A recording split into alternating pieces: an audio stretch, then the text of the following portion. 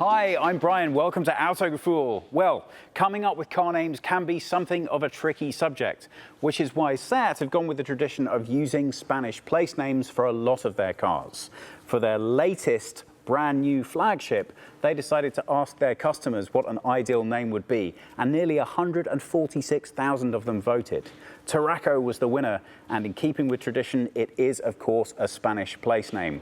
Well, there are plenty of great places in Spain to choose from for a name, but are there plenty of great places in Spain to choose from for an entirely new design? That is what they are going for with this car. New design language, brand new car, brand new platform. Is it any good? Let's take a closer look and find out.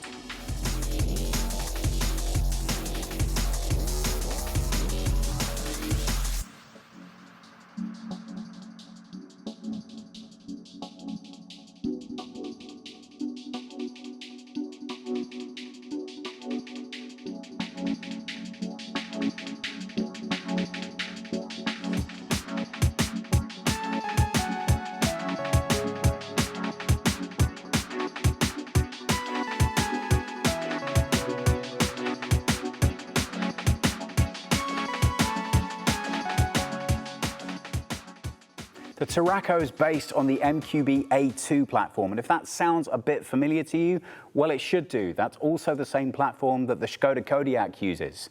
Now, what's very important is that Seat clearly wanted to make a distinctive, stylistically and functionally different vehicle. So, this is the design language as it presents right from the get-go. What is the thinking here? Well, if you remember slightly earlier on in the year, there was a distinct split from Seat and Cupra, and they really want to make sure that that change in design language is evident right throughout the lineup. So this is very exciting. This is the first of the new Seats to feature their new design language. How does it look? Well, we have some very subtle but very distinctive styling differences right from the get-go. If you have a look at this light signature, it will look familiar to you from previous Seat designs, but there's much more angularity in it now. It's set right back deep into the bumper, and that makes the whole car look a lot more aggressive, a lot more stylized. And that design language carries on right throughout the front. Look at these two accent lines on the bonnet. They really force the eye down into this large, dominant grille. That really gives this SUV its own very unique, distinctive character. A bold stance on the road, but still a very stylish appearance. Those lights really pull your focus down to this brand new grille design, and it looks pretty stylish and bold on the road. I think it's important to mention that given the success of the slightly smaller Seat brother and also the Kodiaq, the design language really needed to stand out, because if you're going to be buying one of these, you don't just want it to look like every other SUV on the road. And I think Seat have done a really nice job of giving this a completely unique face. The lights combined with the grille and the apron down at the bottom really do make a visual statement. What do you think? The Tarraco is 4.73 meters or 15'5" in length, and for me, this is where the design language really starts taking off. These wheels is a good place to start. They are optionally available from 17 to 20 inches. Here we feature the 20-inch rims. Now for me, if you look at the bold side of this car, I think you're going to want to go with the bigger wheels to keep that emphasis carrying through the vehicle. This nice chiseled character line that runs right the full length of the side and right the way into the lights at the rear really helps emphasize the styling on this car, and it goes really nicely with the roofline. It just breaks the car up visually so it doesn't look as big and bulbous as it otherwise might do. There's still some of the Seat angularity that we're familiar with from previous models, so don't worry if you're a big fan of that, it's still to be found throughout the car. But it still feels fresh, new and different. I like this plastic trim that's right across the sides. It does make it feel a little bit more ready for action, but it's nicely and discreetly matched with the body color so that it doesn't stand out too much. I wonder how that siding is going to be affected when it comes through into the rear. Let's take a closer look and find out.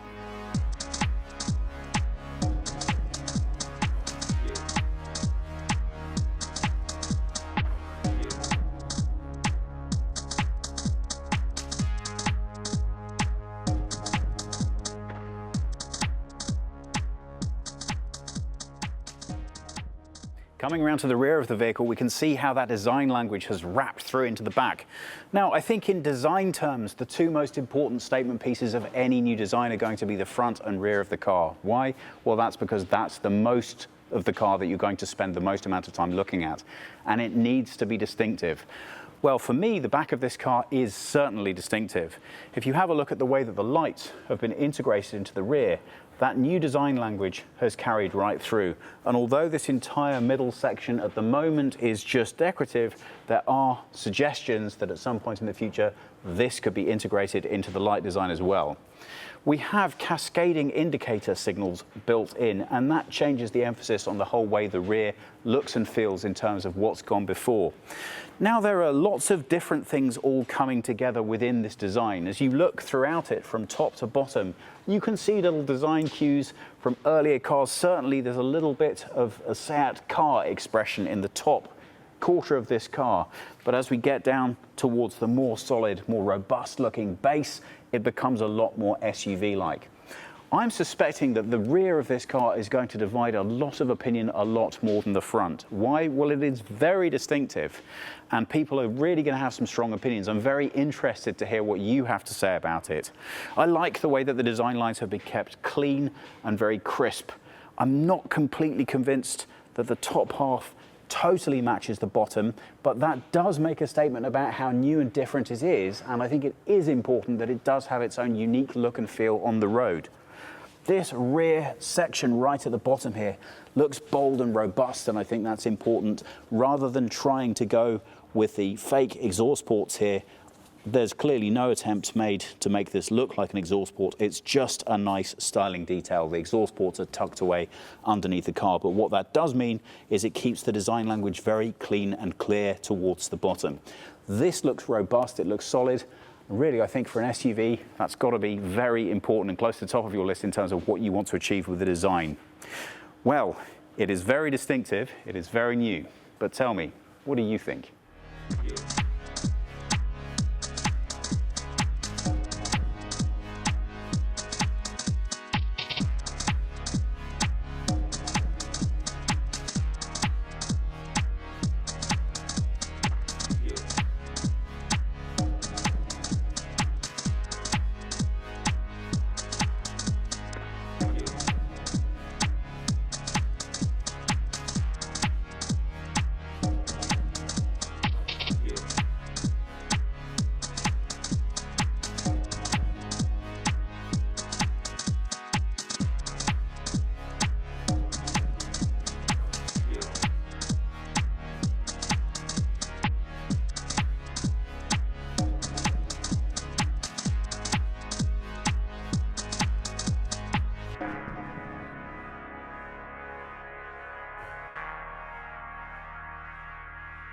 Let's take a closer look inside.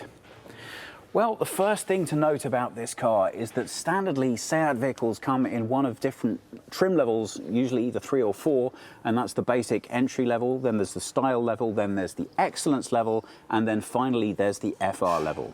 Well, because this is intended to be a flagship, there will be no entry level. Style is the first trim level that you can get. Here we're taking a look at the excellence. The FR will be added at a later point to the lineup. Now, I think it's only fair to say that they've done an awful lot of work here, making sure that the materials really deliver at the price point. What do I mean by that? Well, in order to bring the car to market at something that's going to be a competitive pricing, it's always going to be a compromise in terms of what materials you use and how you utilize them. So I'm really impressed to see the way that we have these materials matched here. Yes, this is plastic and not wood, you would expect that, but look at the way that this material has been selected. It goes really nicely with, we have an interior lighting strip here, ambient lighting, chrome effect, then the wood effect, and then this material. And it really emphasizes the interior curve of this door. Slightly lower down, very standard, very well-known window controls. And then look at this, a really nice spacious door pocket where I'm happy to tell you we not only have room for a large bottle of water, but plenty of other storage besides. That gives me a really good feeling as I come into the car, which brings me on to one of our old favorites, seat design. Well, take a look at this. I'm actually really pleasantly surprised by this. What do I mean by that? Well, it's always a bit of a challenge designing a seat that's going to give you a real feeling of originality. So much has been done before, but I really like the selection and matching of these materials. It really resonates with that piece of design we just took a look at on the door. The colors are darker, and that's really going to help us when we get in and out covered in a little bit of mud. And they also look very hard wearing. But the seat suggests comfort too, so I'm excited to sit in it and give it a try. Meanwhile, if I just get Thomas to swoop down and have a look at the door sill on the way into the car, you can see how we have that nice accented feature of the Excellence logo built into that chrome effect on the strip in the door. Now we've made it inside the car, it's always interesting to see how much of that new design language has made it from the outside into the vehicle itself. Well, the first thing you notice about this experience is the quality and the finish of the materials. That angularity of the exterior design has certainly made it into the car, but it's nice to see that it's been subtly used and it's not overdone. Now, the first point to mention about what strikes you visually is that in a world where most of the manufacturers are blending in their infotainment with the dashboard, Seat have taken quite a bold choice here and sat theirs proud and forwards. Now, I suspect that a lot of that has to do with being distinctive and unique within the marketplace. I'm not completely convinced by this shiny black plastic finish though. Personally, I'm a bigger fan of the way the matte black plastic fits in with these nice chrome effect accents lower down and throughout these controls. But it does make the car distinctive, and it certainly does make it stand out from the competition. Now, if I turn it on, we can take a look at how that new infotainment system presents. Well, we have a 10.25-inch driver's instrument display over here, and then in the center we have an 8-inch infotainment display. If I switch that on and immediately turn off the sound so we don't have any rights violations, you get a sense of the display. I think it's not at this stage going to be radically different from what you're used to seeing within Seat. But don't forget, thanks to firmware updates, things can change pretty quickly. So what we're showing you here may end up being slightly different by the time this car actually hits the road. Coming slightly further down, I'm more than a little bit happy to see that we're still sticking with these nice analog controls here. It just is so much easier to use these while you're driving without losing your attention or focus. They're very tactile. We know these, we've seen them many different vehicles, and they're very easy to use. Slightly further down still, we have 2 USB charge points. Hooray! A nice aux in for the stereo and a slightly larger 12-volt charge point too. So you are nicely fully equipped here. We also have an inductive charging pad built into the dashboard. This is the shifter for the 7-speed DSG. Both of the more powerful engines come with a 7-speed DSG. If you want to go with a slightly less powerful engine, you're going to get a 6-speed manual. But this is a good gearbox. I think that we know this and we like it very much. We also have a very familiar control layout here. Now, okay, you can say, come on, Seat, you've got a brand new vehicle in the lineup. This is supposed to be new and exciting. Where's the innovation? You know, why aren't we seeing something new here? Well, one of the things that I really very much like about Seat is that they deliver fantastic innovation at price point, and that's key. If you're going to decide what's important to you in terms of designing a new vehicle, you have to decide where you want to focus your efforts on. And in systems where you already have lots of experience and success, is there really any point changing it? Now, we can see a perfect example of that in the steering wheel and in how these controls are utilized here. This system works. So for me, there really is no point in messing around with something that's already clearly well proven and very successful. And once you start driving the car, you'll immediately get a sense of exactly what I'm talking about. Coming slightly further back, if I can get Thomas to look a little bit lower, we can see we have a nice spacious cup holder down here. Oh, just had a warning sound. Thomas, is that somebody telling you it's time to get more lunch? No. No, it could be. And then look at this. We have a very nice deep well for storage right in the center, and that doubles up as our armrest. So overall, for the front seating experience, well, I am very comfortable indeed in the front here. I have a very nice overview on the road, and thanks to that aggressive styling on the front of the vehicle, even though I can't see the front of the car, I have a very good sense of exactly where it is. So We'll just have to wait a little bit longer to find out if the drive is as exciting as everything that we've looked at so far.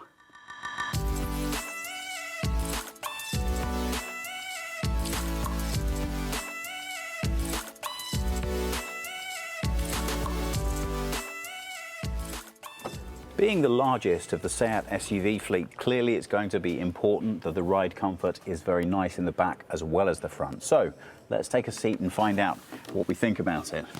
Well, first thing to mention is that there is obviously more than sufficient space back here. Now, I think it's only fair to point out that the third row is not designed as what you would describe as primary seating. We're going to take a look at that in a little bit, but I do like the way that they've prioritized your experience being back here, because you are going to want to drive with people in the rear of the car and you are going to want them to be comfortable. We have the same nice styling in the rear that we experienced in the front, the same match of those materials. They all feel nice and well made and well put together. Rear passenger comfort's obviously not been forgotten either. Here we have some individual climate controls. We have a separate USB charge point and a 12-volt charge point for things requiring a little bit more power too. As far as the seats are concerned, very pleasingly comfortable. I think I could travel for some good distance back here. Now, I'm 5'10" or 178 centimeters. I do have a long torso. Let's have a look at my head. Well, okay, it's not the most room in the world, but as I said, I do have a long torso, and I would suggest to you that anyone up to about 6 foot, 6'1" is going to be more than comfortable back here. This panoramic roof does an awful lot to increase my feeling of space. Sometimes in the back of SUVs you can feel a little bit hemmed in. That's not the case with all of this real estate that I have above my head. And this is our old friend, the plastic tray table. I'm never quite brilliantly convinced that this works. You know what, I'll be completely honest with you. Every single time I sit in an airplane and I look at their tray table, I shake the thing vigorously and I think, why does no car manufacturer make a rear seat tray table the way that planes do? But I don't think they're primarily designed for grown-ups. This, at the end of the day, is handy just for children.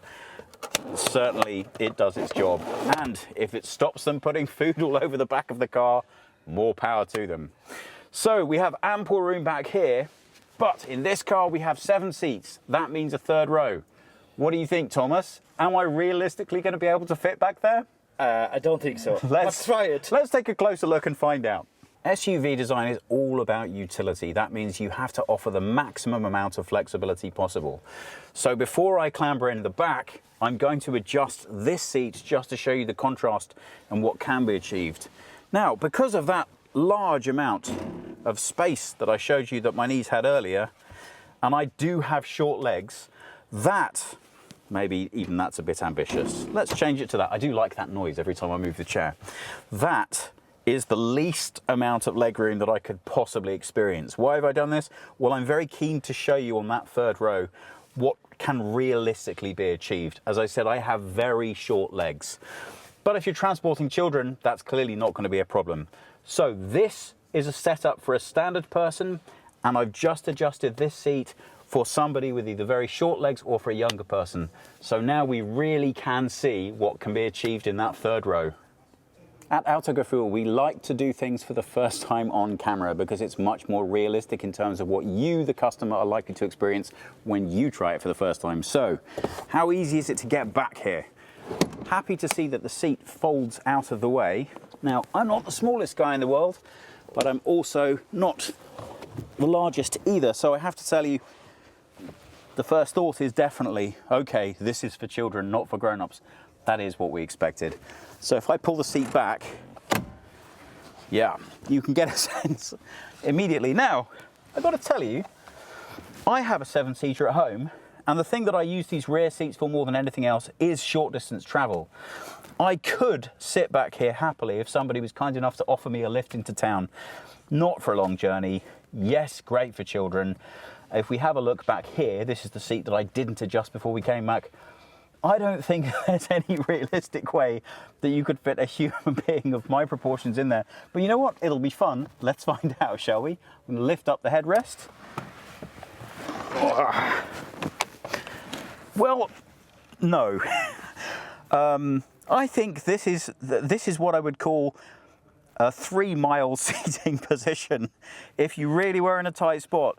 I'd be kind of grateful to have these seats because you can make it work. And as we saw when I was sitting over here, this is definitely going to work for you if you need to give short trips to adults. But, and I think it's important to stress this, able-bodied adults. You're not going to want old people clambering around back here. But when you do get back here, how is the experience? Well, we haven't been completely forgotten. We have some storage built in to the sides.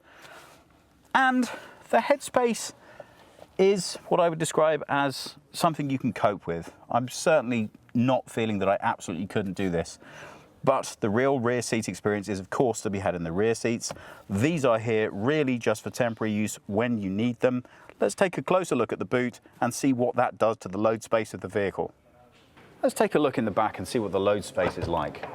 Well, first thing to mention, we have an automatic boot, opens and shuts, and we also have foot control by option, which means that we can control this if we've got our hands full of loading. Well, if we use this standardly as a 7-seater, what does that mean for the space? We can fit 230 litres of load space back here, and there are some nice features too. If I have a look underneath here, we have a designed into the boot spot for the rear cover to sit, so you don't have to worry about what to do with that. If we can see just underneath there, Thomas can have a look, we've got a spot for our tools and for our spare wheel. I always like it when they factor that in. Always makes me feel a bit sad when you open this up to find a subwoofer.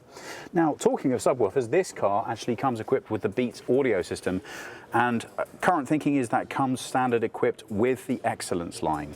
So, might well be worth thinking about as something you want if you're going to experience that lack of subwoofer. Personally, I'm good with it. So let's see what we can get in the way of additional storage space. Well, as you can see, these seats fold down really pretty flat.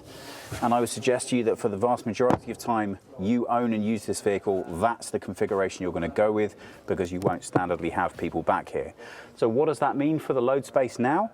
Well, now we can get up to 700 litres of load space in, which is more than enough for most of the things that you're likely to be wanting to do. You might well be wondering at this point, what changes in terms of load space if I go for a 5-seater instead of a 7?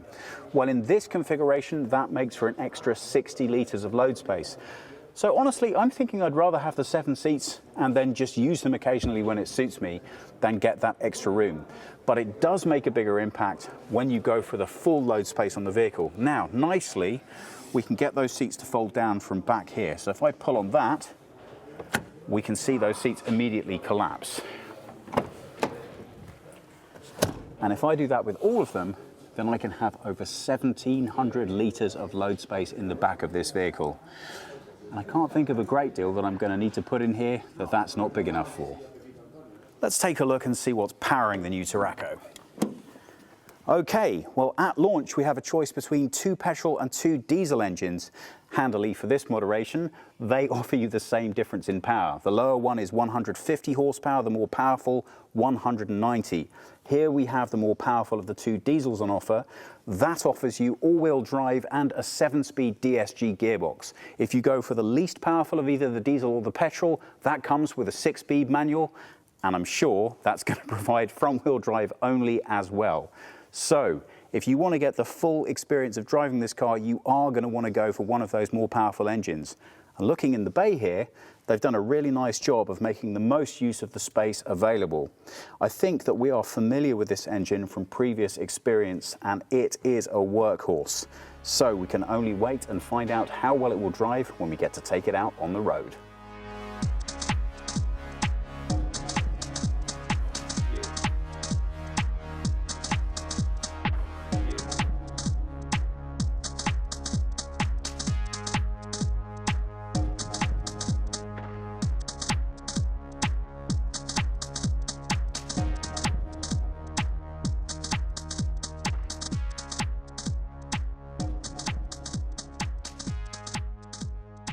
So that about does it for our very brief behind the scenes look at the brand new Seat Tarraco. So what do we think?